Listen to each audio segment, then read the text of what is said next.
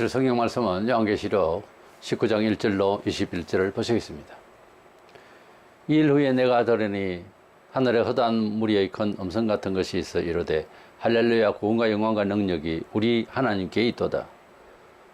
그의 심판은 참되고 어려운지라 음행으로 땅을 더럽게 한 큰 음녀를 심판하사 자기 종들의 피를 그 음녀의 손에서 갚으셨도다 하고, 두 번째로 할렐루야 하니 그 연기가 세세토록 올라가더라. 또 24장로와 네 생물이 엎드려 보좌에 앉으신 하나님께 경배하여 이르되 아멘 할렐루야 하니, 보좌에서 음성이 나서 이르시되 하나님이 종들 곧 그를 경외하는 너희들아 작은 자나 큰 자나 다 우리의 하나님께 찬송하라 하더라. 또 내가 들으니 허다한 무리의 음성과도 같고 많은 물소리와도 같고 큰 우레소리와도 같은 소리로 이르되 할렐루야 주 우리 하나님 곧 전능하신 이가 통치하시도다. 우리가 즐거워하고 크게 기뻐하며 그에게 영광을 돌리세. 어린 양의 혼인 기약이 이르렀고 그의 아내가 자신을 준비하였으므로 그에게 빛나고 깨끗한 세마포 옷을 입도록 허락하셨으니 이 세마포 옷은 성도들이 옳은 행실이로다 하더라. 천사가 내게 말하기를 기록하라. 어린 양의 혼인잔치에 청함을 받은 자들은 복이 있도다 하고, 또 내게 말하되 이것은 하나님의 참되신 말씀이라 하기로 내가 그 발 앞에 엎드려 경배하려 하니, 그가 나에게 말하기를 나는 너와 및 예수의 증언을 받은 네 형제들과 같이 된 종이니 삼가 그리하지 말고 오직 하나님께 경배하라. 예수의 증언은 예언의 영이라 하더라. 또 내가 하늘이 열린 것을 보니 보라 백마와 그것을 탄 자가 있으니 그 이름은 충신과 진실이라. 그가 공의로 심판하며 싸우더라. 그 눈은 불꽃 같고 그 머리에는 많은 관들이 있고 또 이름 쓴 것이 하나 있으니 자기밖에 아는 자가 없고, 또 그가 피 뿌린 옷을 입었는데 그 이름은 하나님의 말씀이라 칭하더라. 하늘에 있는 군대들이 희고 깨끗한 세마포 옷을 입고 백마를 타고 그를 따르더라. 그의 입에서 예리한 금이 나오니 그것으로 만국을 친히 그들을 철장하러 다스리며 또 친히 하나님 곧 전능하신 이의 맹렬한 진노의 포도주 틀을 밟겠고, 그 옷과 그 다리에 이름을 쓴 것이 있으니 만왕의 왕이요 만주의 주라 하였더라. 또 내가 보니 한 천사가 태양 안에 서서 공중에 나는 모든 새를 향하여 큰 음성으로 외쳐 이르되 와서 하나님의 큰 잔치에 모여 왕들의 살과 장군들의 살과 장사들의 살과 말들과 그것을 탄 자들의 살과 자유인들이나 종들이나 작은 자나 큰 자나 모든 자의 살을 먹으라 하더라. 또 내가 보매 그 짐승과 땅의 임금들과 그들의 군대들이 모여 그 말 탄 자와 그의 군대와 더불어 전쟁을 일으키다가 짐승이 잡히고 그 앞에서 표적을 행하던 거짓 선지자도 함께 잡혔으니 이는 짐승의 표를 받고 그의 우상에 경배하던 자들 표적으로 미혹하던 자라. 이 둘이 산채로 유황불 붙는 못에 던져지고 그 나머지는 말탄 자 입으로 붙어 나오는 금의 죽음에 모든 새가 그들의 살로 배불리더라. 아멘. 우리가 만약에 예수께서 일반적 교조로서 좋은 교훈을 남기는 정도로 돌아가셨다 해도 세계 지금까지 이루는 연대적인 그런 연식이라든가 또 그 업적이라든가 또 감동스럽게 우리에게 던져진 메시지를 봐서도 예수님이 가장 고상하고 우리 인생을 사는데 가장 좋은 분으로 알려지고 있고, 또 성인이라고도 세상 사람들 그렇게 말하고 또 우리들도 그렇게 충분히 이해합니다. 그런데 만약에 예수님께서 부활하시고 성천하시고 또 재림하실 것이 없다면 목숨을 걸고 그렇게 믿는다고 2000년 동안 계속해서 수많은 사람들이 죽으면서도 또 죽음을 각오하고 복음을 전파했을까 하는 겁니다. 그래서 기독교는 예수께서, 그러니까 세상 말로는 교주가 부활을 했다는 사실입니다. 일상에서 내가 부활할 거라고 하신 대로. 그래서 예수님은 내가 생명의 주다라고 하는 말씀을 하시는 가운데에 그분이 죽은 자를 살리시는 것을 통해서 사람의 생명을 주관한다 이렇게 이해할 수 있도록 해 주셨어요. 그런 분이 부활을 하셔서 실제로 땅에 40일간 사시다가 성천을 하셨어요. 이 모든 것들은 다 미리 말씀하신 대로 된 거고, 또 다시 오실 것이라고 한 예언만 남았어요. 그러니까 그것을 안 믿을 수가 있겠느냐, 객관적으로.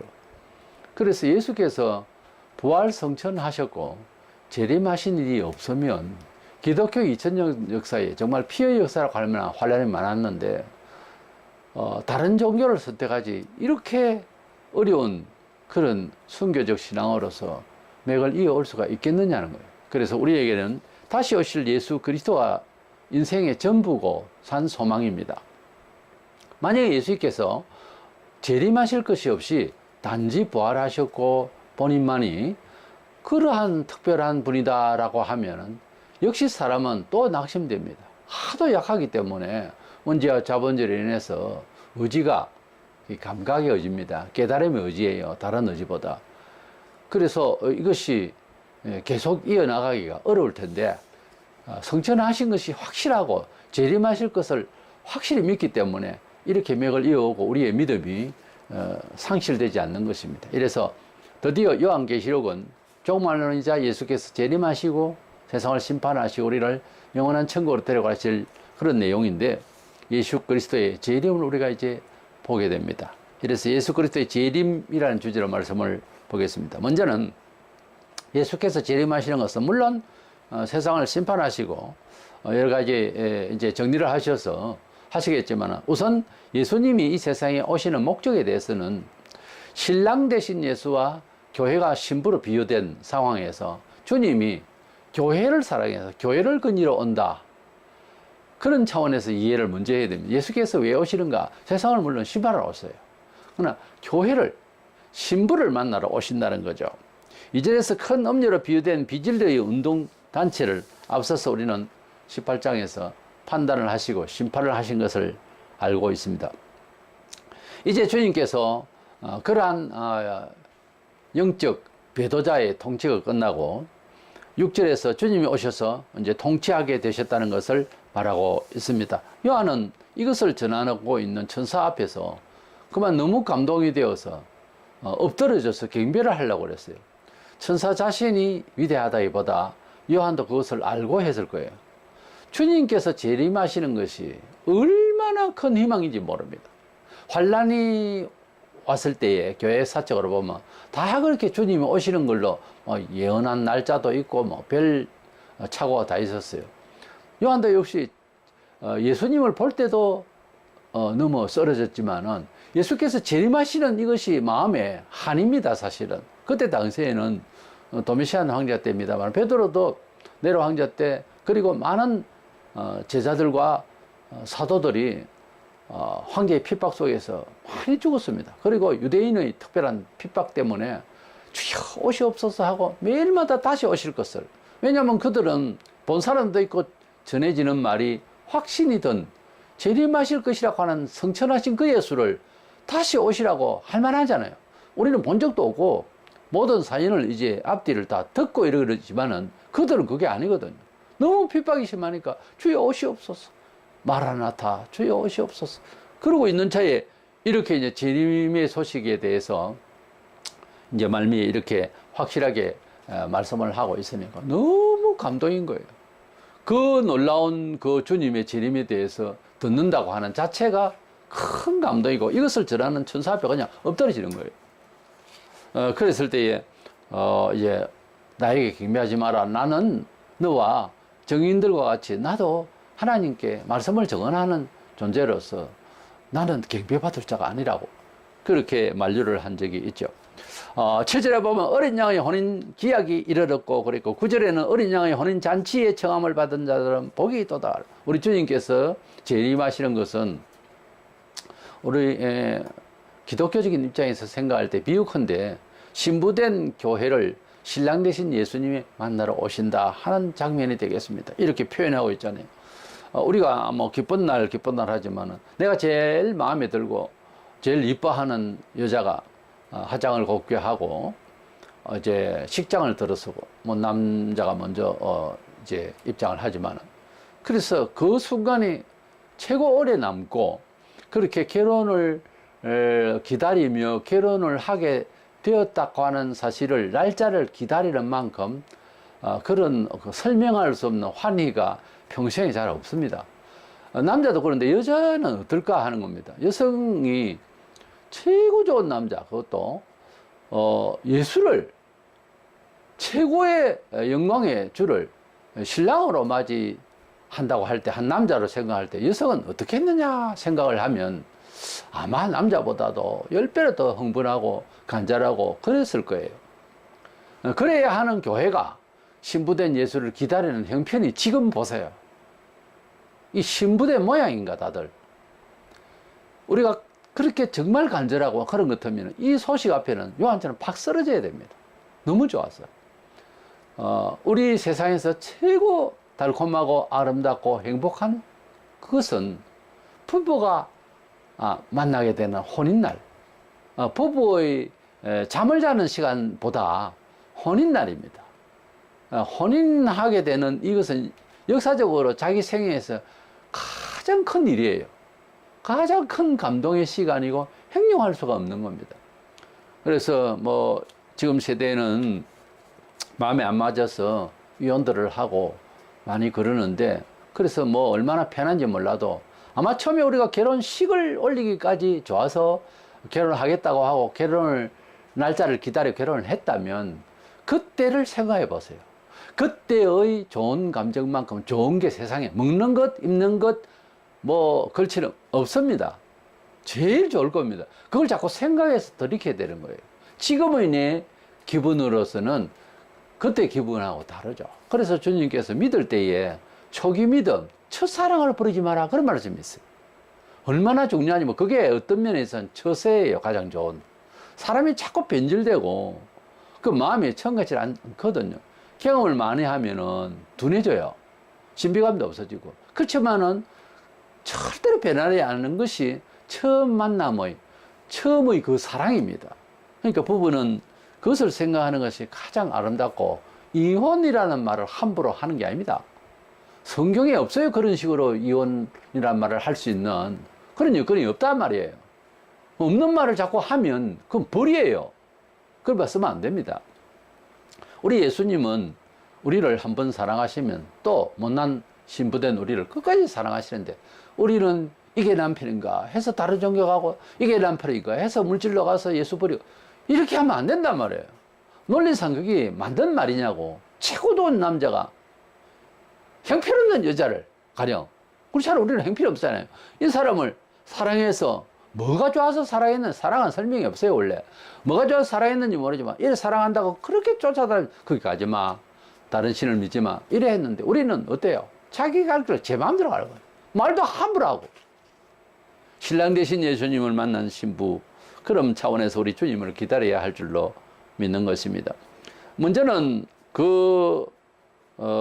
신부가 된 우리 성도, 예수 앞에, 신랑 예수 앞에 신부가 된 자격이랄까, 어떤 사람이기에 우리는 신부라고 할 수 있을까? 한두 가지를 생각하면, 먼저는 예수님을 진정으로 나의 생명의 주님으로 고백하는 것입니다. 예수를 구주로 믿는다는 고백이란 말을 종교적 사상, 종교적 그런 식견으로서 그냥 한 교주로 생각하고, 예수님이 나의 구원자다, 그래서 나를 도와줄 거다, 이렇게만 생각하는 것은 원래 구주의 예수님의 그 그리스도라고 하는 구주성이 성경적인 내용이 아닙니다. 나의 몸과 마음과 정성과 뜻이 전부 다 예수 거다고 하는 입장입니다. 그러니까 한마디로 말하면 내 목숨이 예수 거다. 그러니까 어떻게 보면 팔리어진 그런 노예처럼 나는 예수의 것이다. 그것도 악한 자에게 팔린 게 아니잖아요. 예수의 것이다 라고 하는 입장에서 구주라고 써요. 원래 예수님 나의 구주입니다라는 것은 생명을 건지신 분이다. 나는 떠내려가던 물 위에 떠내려가는 사람 건져주신 분이다. 영락없이 죽을 사람인데 곧 떠내려가서 아주 깊은 곳으로 빠져서 죽을 사람인데 건져주셨다는 겁니다. 그 권능을 건져주셨다. 이런 게 구주성이에요. 때문에 어째요? 예수님을 구주로 믿을 때는 다른 종교도 인정을 한다거나 말로서나 생각으로나 뜻으로나 헷갈리거나 할 수가 없는 거예요. 오직 구주다. 그러니까 이산가족이 수십 년 만에 만났을 때에 음성이나 삼자가 볼 때도 꼭 닮았어. 그리고 자기도 확실하고 그래서 확신을 가지고 목소리도 같고 뭐 등 뒤에 점이 있고 손이 어떻게 되고 완전히 선전한 대로 그렇게 찾으려고 한 요목대로 다 들어맞아서 부모를 만났습니다. 그래서 처음에는 부모님 하다가 엄마 아빠 하다가 그래가 뭐 한 몇 년 지나서 우리 아버지가 아닌가 이렇게 의심해요. 안 합니다. 그렇게 아닌 사람도 엄마 아빠가 되어 주셔서 감사합니다 하고 살아가는데 진짜 만났는데 의심을 해요. 예수 믿다가 신랑 맞나? 내 신랑 맞나? 돈이 내 신랑 아닌가? 다른 종교가 내 신랑이 아닌가? 이게 말이 되는 겁니까? 저는 신앙적인 것을 다 초월해서 고백되어지는 2000년 동안의 기독교 역사에 성도들의 고백이라는 게 있어요. 믿음의 비밀이라는 게 예수님만이 참 구주라는 것을 아주 확신합니다. 그것은 그냥 세상의 어떤 경험보다 더 확실해요. 어쩌면 육신의 부모보다 육신의 부모를 의심을 할 수가 없지만 말하자면 육신의 부모를 의심하는 것보다 더 주님을 의심할 수가 없다는 거지요. 부모를 의심했지. 이 거듭남이라고 하는 것, 주님을 만남이라고 하는 것은 긴가민가 하는 것이 한 번이라도 올 수 있느냐는 거예요. 난 그게 참 의문이에요. 예수님을 믿는다고 그래 찬송하고 눈물까지 흘리고 박수치면 찬송하고 하던 사람, 그럼 예수님을 뭐 버려버렸다. 내 자신이 헷갈려요, 그때는. 이제 어떤 사람은 타락했다, 변질됐다, 그러므로 한번 선택한 사람은 영원히 구원을 받는 것도 아니다. 이런저런 소리를 하지만은 저는 그게 아니라고 봅니다. 왜냐하면 내가 잘 밝혀볼 수가 없어서 그렇지, 뭐 신이 아니니까 그 사람이 예수님을 제가 지금 설명드린 그런 생명의 주를 안 믿었겠지, 처음부터. 난 그렇게 생각해요. 그러니까 떠난 거지. 예수님을 생명의 주로 믿었으면 안 떠납니다. 안 떠나요, 절대. 사도행전 4장 12절에 다른 이로서는 구원을 받을 수 없나니 천하 사람 중에 구원을 받을 만한 다른 이름을 우리에게 주시니 없음이라 했더라고요. 그러니까 예수님을 구주로 믿으면 다른 종교, 교주, 구원론을 안 믿습니다. 안 믿는 게 아니고 부정해요. 오직 예수만이 하나님과 우리 사이에서 중보자이시고 하나님의 성자 아들로서 오셔서 나를 구원하셨다. 이렇게 확실히 믿습니다. 그렇게 믿어야 예수님을 나의 구주로 믿는 거예요. 두 번째로는 믿음의 옷을 입어야 되는 걸로 성경에는 나옵니다. 예수님을 구주로 믿는 자의 영적 상태를 구체적으로 말하자면 어떤 옷을 입은 듯이, 자, 지금까지 옷을 안 입었는데 옷을 입었다든지, 또는 군복을 입다가 사복을 입었다든지, 사복을 입다가 의사이기 때문에 의사 옷으로 갈아입었다든지, 가운을 걸쳤다든지, 이렇게 어떤 옷을 입은 겁니다. 예수님의 사상, 예수님의 보혈, 하나님이 우리에게 예수님을 주신 그 내용의 옷을 입은 거예요.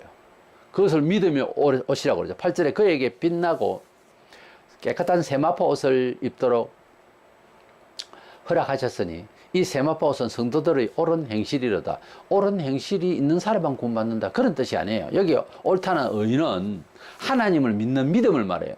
이 세상 천지에서 옳고 그름을 이야기하지만은 성경에서 말하는 심판대의 의라고 하는 것은 하나님이 우리의 모든 가치관, 도덕관, 의에 대한 정의, 이거 참나 무시합니다, 사실은. 우리를 무시당할 만한 것은 또 차후에 또 설명을 드립니다만은, 이거 우리가 다, 불의하다는 거죠, 인생은. 오직 하나님께서 우리에게 원래 DNA를 주셨고, 그렇게 믿으면 우리가 잘 될 수 있는 하나님의 말씀이 의로 판단하는 규정이 되어 있어요. 그 판단조에서 사람이 구원을 받고 하나님 자녀가 되는 그거는 하나하나의 행동 지침이 아니고 예수 그리스도를 믿어서 나의 생명의 주님으로 믿어서 속죄함을 받았을 때 그를 의인이라고 그래요, 성경에. 어렵다 칭한다는 거죠. 의인이라는 거죠. 어렵다 칭함을 받은 사람이라는 거죠. 그래서 세마포 옷이라고 하는 것은, 깨끗한 세마포 옷은 예수 그리스도를 통하여 그 보혈로 인하여서 내가 속죄함을 받아서 그 믿음의 뜻을 받아들인 그 마음의 옷을 말하는 겁니다. 그래서 야고보는 그러면 믿었다면은 그 믿음의 반응이 있어야 될 거다, 이거죠. 행위가. 그것은 선행이나 뭐나 꼭 이런 걸 행위 자체를 말하는 것이 아니라 예수 그리스도를 통하여서 받은 바 속죄의 은혜에 대한 반응이 일어나야 된다, 그 말이에요. 제가 좀 부드럽게 말하자면 야고보서는 그런 마음으로 읽으면 은혜가 됩니다. 왜? 믿어보니까 잘하고 싶거든요. 착하고 싶고. 안 그랬습니까? 저는 예수 믿었을 때 가만히 있다가 동네 애들이 그때 TV 이제 방금 들어와서 그냥 TV만 보고 그리고 아이들이 뭐 숙제도 안 하고 공부도 안 해요. 그래서 이장님한테 찾아가기 전에 열심히 기도해서 어떤 환상을 보게 됐습니다만, 그 키를 얻어가지고 동해에 들어가서, 그래서 그 문을 열고 방송을 하고 해서 아이들을 불러서 숙제도 시키고 공부도 가르치고 그냥 새까맣게 모였죠, 애들이. 저는 하나님을 믿는 사람이라면은 어떤 변화가 있는데, 좀 가진 거 있으면 가난한 자를 억지로라도 찾아가서 좀 도와주고, 그리고 이제 여러 가지 낙후된 곳에 좀 문화적으로도 영향을 끼치고 선을 베풀고 그런다고 봐요, 저는. 그것이 믿음의 행실로 어떤 식으로든 표현을 해야 되는데 없잖아요. 처음에는 예배고요. 교회 안에서의 어떤 최고의 활동을 하려고 하고 싶고, 제일 많이 하고 싶고, 그 다음에는 이제 사회 속에서 우리가 소금과 빛이 되라고 하셨으니까 당연히 그래야 되지요, 주님. 이렇게 이제 그 말씀을 받아들이는 거죠. 그래서 범사에 공의롭고 불법으로 하지 아니하고 악하게 대하지 아니하고, 그게 그게 돼야고 구원받느냐 이래 묻는 사람도 있어요.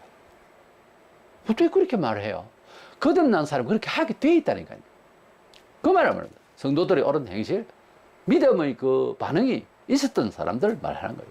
말세가 되면은 참된 믿음이 없고, 이스라엘이 행벌을 받기 전에 타락했을 때 어느 정도냐, 완전히 형식이 되어버렸어. 이사야 29장 13절에 입으로는 나를 가까이 하며 입술로는 나를 공경하나 그들의 마음은 내게서 멀리 떠났나니. 예수님이 오시기 전 약 600년 전에 이렇게 많은 사람들이 하나님을 믿는다고 하지만 결국은 형식이었다는 겁니다. 믿음이 우리가 실생활에 연습이 되어지고 표현되어지고 그렇게 표현하려고 하는 일이 적으면은 손해를 자신이 봅니다. 결국 믿음이 상실돼요. 믿음이 많이 학문을 쌓고 물론 그런 시간이 있으면 좋겠죠. 근데 많이 안다고 해서 지켜지지 않는 것이 사람 마음이더라고요. 그러니까 심령으로 주님을 만난 만큼 그 뜻대로 그 교훈대로 살려고 좀 노력들을 하셔야 됩니다. 조금이라도 자꾸 해볼수록 믿음이, 내가 가지고 있는 믿음도 상실되지 아니하고 안주를 하고 또 커지고 그렇습니다. 근데 그걸 안 하니까 듣기만 하고 즐겁기만 하고 그죠. 그대로 살라 하니까는 그냥 배에서 쓰더라고. 10장에 그렇게 말했듯이. 하나님 말씀은 달콤하고 참 듣기 좋은데 행동하기는 어려운 게 쓴 거죠, 생활에. 그러나 그것을 쓴 것은 약이라고 생각하고 그 하나님 말씀대로 살아보려고 노력을 안 합니다, 사람들이. 그러니까 간증거리가 안 생기는 거예요. 그러니까 기적이라는 단어 자체의 의미를 체감을 못 하는 거예요. 경험이 안 되는 거예요. 장사가 없어요. 누구나 다 순종을 해봐야 된다니까요. 순종하면 어떤 건데? 사람 미칩니다. 자존심 깨어져야 되지요. 알고 있는 주관이 무너져야 되지요. 조금 여유를 가지고 눈을 뜨고 주님만 바라봐야 되지요. 내 생각에 목이 끝까지 차가 있는데도 어렵습니다. 힘듭니다. 어떤 때는 손해를 아예 보고도 참아야 되는 사람 미친다니까요. 그러나 그것을 통과하다 보면은 너무도 감사한 희한한 지각이 우리 속에서 내장에서부터 시작해서 막 용솟음칩니다. 너무너무 좋은 거예요. 두 번째 생각은 이 세상에 지금 세력이 있고 돈이나 권력 이 모든 것들은 결국은 다 심판받는 날이 온다고 하는 사실 앞에 우리는 너무 억울함을 당해도 참을 수 있고 어느 정도껏 너무 심하면 법적으로도 좀 이렇게 제재를 해서라도 당신이 해도 너무했지 않느냐 이런 정도는 정리가 돼야 된다 하는 차원에서 법을 따르는 것이고 법을 이용하는 것이지 성도들만 하면 그냥 참아야 됩니다. 뭐 법정에 자꾸 하는 게 아니에요. 주님께서 오실 때 성도들이 공중으로 올라가 주님을 영접하고 14절에 흰 세마포 옷을 입고 백마를 타고 하늘 군대가 되었어. 그 영접해가 내려오는 것입니다. 그때 세상 군대가 우리를 치는 거죠. 15절에 그의 입에서 예리한 검이 나오니 그것으로 만국을 치겠고 주님께서는 우리에게 전쟁을 맡기시는 것도 아닙니다. 주님의 입에서 나오는 예리한 검 하나님 말씀이에요. 하나님 말씀이 어째요? 살아서 운동력이 있다 그랬어요. 우리 오장육부를 찔러 쪼갠다고 히브리서 4장 12절에 하나님 말씀은 어째요? 운동력이 있다. 즉 생명력이 있으니까 운동이 있죠. 돌은 운동력이 없습니다. 가만히 있습니다. 비가 올 때 언덕에서 박혀있던 돌도 수르륵 하면 무너집니다. 그러나 바람이 불면 흔들거리고 또 살아남으려고 하는 것은 결국은 어떤 반응에 의해서 공간적 이동도 할 수 있고 어떤 스스로 가진 힘이라는 게 있습니다. 그러나 힘이 없는, 생물이 없는, 생명이 없는, 운동력이 없는 것은 그냥 쓸어 내려가는 거죠. 우리가 하나님 말씀을 어떻게 봐야 되나 하면은, 태초에 하나님께 천지를 창조하실 때 빛이 있으라 하니까 빛이 팍 생겨버렸어요. 말이 씨가 된다는 말이죠. 말 자체에 능력이 들어가서 그렇게 만들어지는 겁니다. 사람은 흙으로 이렇게 디자인 하시고 났는데 코에 생기를 불으니까 움직이는 자가 됐지만은, 짐승들도 흙으로 만들었었는데 흙을 빚으시고 일일이 토끼, 호랑이, 사자 이렇게 만드신 것이 아니라 그냥 말만 했을 때 그대로 생겨나지게 된 거죠. 이래서 하나님의 말씀은 생명력과 운동력이 있어서 뭐라 하면은 그대로 되어져요. 그렇기 때문에 그런 말씀의 영향을 받는 우리가 바로 성도들인데, 성도가 어디 가서 하는 말 한마디가 멋지다가 아니라 영광스럽게 역사가 나야 됩니다. 논리적으로 볼 때. 왜냐하면은 회장이 잠시 자리를 비웠을 때 회장 아들이 다 성장하고 충분히 그것을 부회장으로서 역할을 하고 있는데, 회장이 해야 할 말을 대동할 수가 있어요. 그럼 그것이 그대로 능력이 나가는 거죠. 동네 이장이 대통령의 담화문을 읽어주고, 옛날에는 글도 모르니까. 근데 방송을 하면은 이장이 대단한 것이 아니고 그 동네에서 대단할 뿐이지, 그 담화문은 대통령의 음성이란 말이에요. 대동하는 거라면 대통령의 말이라는 말이에요. 하나님의 말씀이 우리 입술로서 통해서 여러 가지 설명과 부드러움, 문학적으로도 나갈 수 있고 음악적으로도 나갈 수 있고 명령으로도 나갈 수 있고 교육적으로도 나갈 수가 있습니다. 그래서 목사가 무슨 말을 하면은 뭐 니 잘났다 이런 식으로 반박을 하게 되니, 이게 무슨 교회가 권위가 있겠습니까?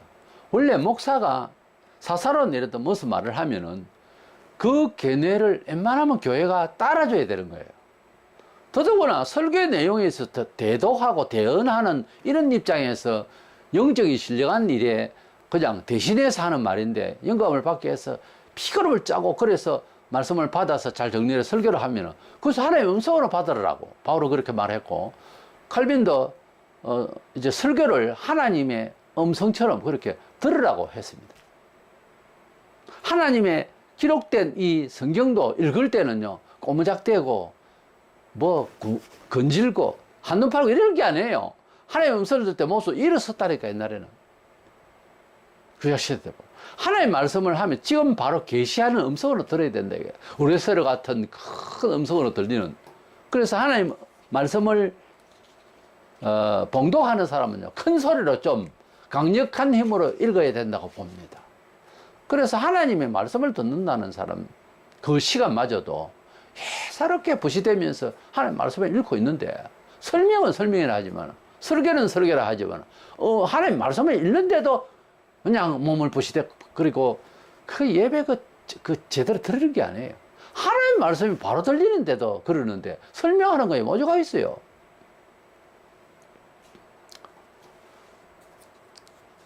6장에서 적그리스도가 나타나서 예수님을 흉내내려고, 그냥 이기려고 그 적그리스도 나타났을 때는 백마를 타기는 했는데 활을 가졌잖아요. 그런데 예수님은 1장에서부터 이제 검을 가지신 분으로 나타나요.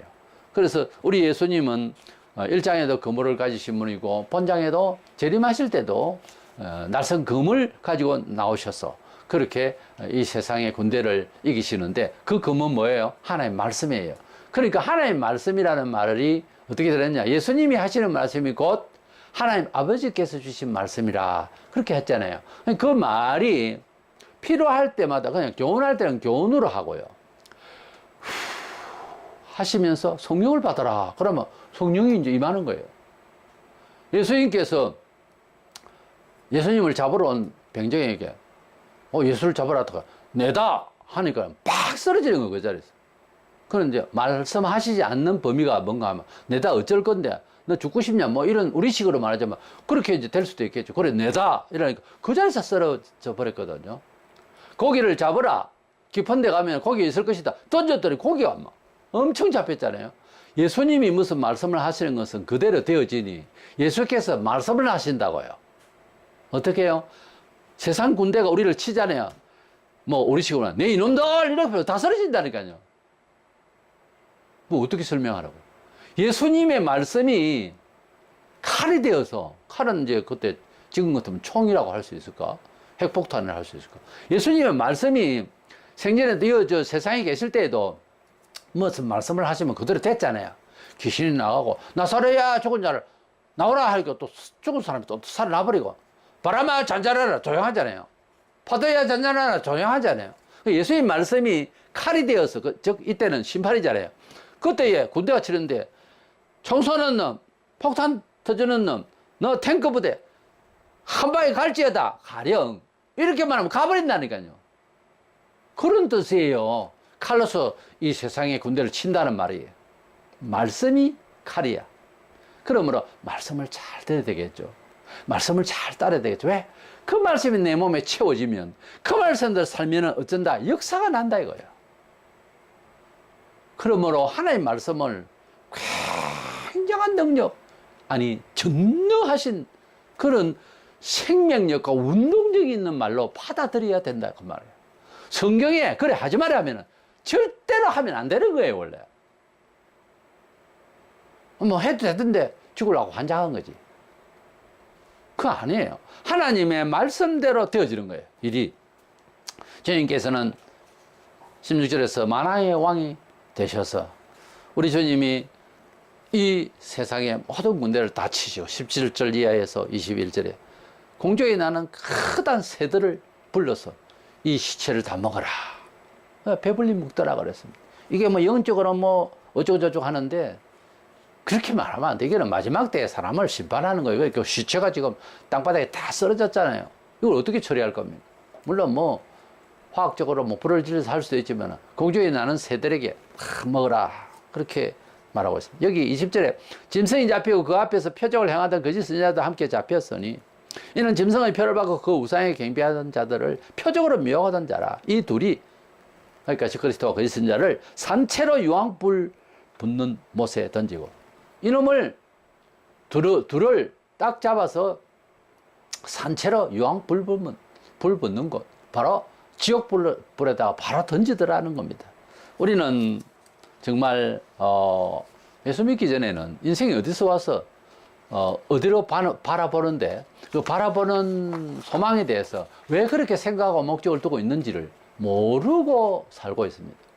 예수 믿기 전에는 절대로 알 수가 없어요. 분명한 것은 예수님을 사람이 나면은 먼저 믿어야 됩니다. 인생이 뭔지를 알고 살아야 됩니다. 내가 누군지를 주제 파악이 안 되고 어떤 그룹이나 거기서 엉뚱한 소리를 하거나 행동을 이상하게 취하면 주제 파악하라 그러잖아요. 우리 인생이 살면서 자기 생애만큼 귀중한 생애가 어디 있습니까? 남이 옆에 부부도 그렇게 협력은 좀 할 수 있지만 잘 할 수가 없죠. 그러나 자기 인생을 정말 컨트롤하는 데서 여러 철학이 있고 학습을 하고 교양을 하고 뭐 배우고 익히고 하겠지만은 우리 옛날에는 유교사상에서 윗대로부터 주신 대로 그죠 교훈 대로 사는 것이 잘 사는 것으로 자기를 자기화 만드는 것으로 생각을 했습니다만 지금은 그것이 잘못됐다고 하는 것도 있기 때문에 우리 하나님의 말씀대로 나를 교정해 나가기 위해서는 남이 대신 못하잖아요. 최선을 다해서 하나님의 말씀대로 자기를 컨트롤할 수 있도록 즉 내가 내를 컨트롤하는 것이 아니라 내가 받은 바 은혜의 말씀 안으로 나를 귀속시키는 훈련이 평생 갑니다. 죽는 순간까지 그렇게 하는 거예요. 의지가 있는 난 최선을 다해서 주님의 뜻대로 살려고 노력을 할 때에 그것은 어떤 면에 있어서는 성도들은 처세가요 자기를 컨트롤이 잘 안 되잖아요. 그랬을 때는 해보는 거예요. 전도도 해보고 해보는 거예요. 헌금도 듬뿍 해보고 왜? 할 만한 마음을 오늘 열어서 한번 해보자. 해보기도 하고 해보는 거예요. 도저히 용서할 수 없는 놈을 내가 딱 때려 죽이고 싶은 심정이 들어도 사랑한다. 사랑 안 해 지금은. 자꾸 말로 사랑한다. 사랑한다. 불쌍하다. 불쌍하다. 자꾸 그런 마음을 가지더라도 하여튼 마인드 컨트롤 하더라도 어쨌더라도 그를 사랑해주고 용서해야 된다. 용서해야 된다. 내가 법정에 가서 돈을 100만 원을 받고 1000만 원을 더 받아낸들 뭐 하겠냐. 용서하자. 주님은 내 목숨을 위하여서 목숨을 버리셨다. 막 자꾸 암송을 하는 거예요. 자기를 자꾸 되뇌이는 거예요. 그래서라도 용서를 해보면 결국은 좋은 결과가 와요 사실은.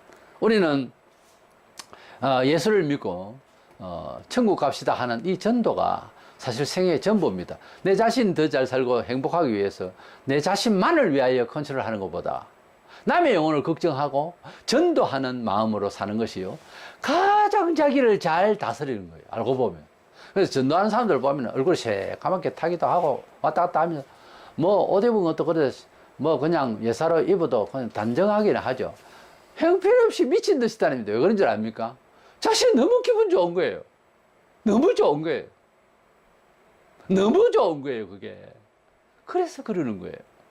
진짜 행복한 사람은요, 전도하기 위해서 또 전도도 뛰어다니면서 하는 수도 있고요. 인터넷 통해서도 애를 쓰고요. 또, 뭐 그렇습니다. 물질적으로도 공개하고요.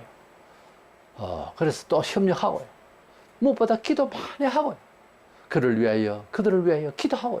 이 전도, 사람의 영혼을 위해서 수고하는 것만큼 내 영혼이 기쁜 것이 없어요. 처세를 그렇게 하시기 바랍니다. 내 자신을 위해서 더 잘 먹고 잘 입고 하기 위해서 나 바빠요, 기도 못 가요, 예배 못 가요, 이것이 아니고 공동체가 나를 기다린다, 목사님 나를 기다린다, 이건 내 뜻이 아니잖아요. 그렇게 가는 것이 훨씬 나를 더 잘되게 하더라는 거죠. 세상 천지 남을 위해서 살고 또 보이지도 않는 예수를 위해서 산다는 것이 불신자에게는 굉장히 손해가 되는 것 같고, 헌금 조금 가져가는 걸 집안 돈 다 가져간다 그러고 막 그래서 비난하지만 안 그래요. 안 그래요. 우리가 주님을 위해서 헌신하고 우리 성도를 위해서 또 불신자를 위해서 또 악한 자를 위해서까지도 헌신하고 용서하고 열심히 전도하는 마음으로 삶을 살면요, 얼마나 자기 자신이 행복한지 몰라요. 그것은 심리적 효과가 아니라 주님이 직접 영혼을 붙들어 주세요. 그 경험이 됩니다. 지켜주심이라는 말을 그렇게 수도 없이 해도요, 경험해 보세요. 완전 신비입니다. 이렇게 손이 딱 와가지고 딱 잡고 있는 것 같아요. 그게 없으면 내가 나를 컨트롤하는데 내 스스로 하고 있구나, 본성대로 하고 있구나, 이렇게 반성하시고, 이래서는 안 되는데 남이 얼마나 허하고 불편한 점이 있는가 막 살펴서 도와주시기 바랍니다. 그러면 그냥 우리 속에 주님의 손이 임재하고 편안해집니다. 영혼이 평안한 만큼 더 평안한 게 어디 있겠습니까? 돈을로 물질로 아무리 치부를 해도 내 영혼이 불편하면 어떻게 살아요? 우리는 다시 오실 주님을 기다리는 마음으로 이 세상을 다 참고 인내하면서 살기를 원합니다. 지금 주님이 오실 날이 많은 사람들이 뭐 예언을 30년 남았다, 뭐 50년 남았다, 100년 남았다는 사람이 잘 없어요. 얼마나 초조했으면 날짜 예언은 성경적이지 않습니다만 네트워크가 되니까 모든 시사를 우리가 한눈에 뭐 외국 것도 한 30분 안에 상황을 다 알아요. 30분 전의 일들은 전부 다 브리핑이 다 되고 있어요. 바로바로 보듯이 그렇게 됩니다. 그렇게 되다 보니까 세계가 지금 완전 타락하고 완전 무너져 있어요. 모든 질서가 지금 너무너무 위험합니다. 이런 때 주님 오셔서 공의의 심판을 하실 날이 다 돼간다. 그리고 뭐 이단들도 많이 있지만은 좀 무서운 세대입니다. 사람들이 이단이 와 나타나고 예수님이 왜 오시는 거? 사람이 너무 악하기 때문에 그렇습니다. 길거리에 나가보세요. 10대 청소년들부터 시작해서 이 사람이 아니에요. 사람이 아니에요. 말하는 게 너무너무 무서운 거예요. 이런 때에 우리 주님이 오시는 것이 우리의 산소망이 되어서 입가의 미소를 떠나지 않게 우리 마음속에 희열을 안고 그래도 우리 주님을 기다리고 있다. 이래서 죽어가고 있는 영혼들 위하여서 함께 합심하고 위하여 서로 헌신할 수 있는 그런 우리가 되어서 한 몸이 되어서 희망찬 우리의 삶이 오히려 이런 악한 세대에서 기쁨을 우리 마음속에 가득 채워서 살아갈 수 있는 저와 여러분 되시기를 주의 이름으로 축원합니다.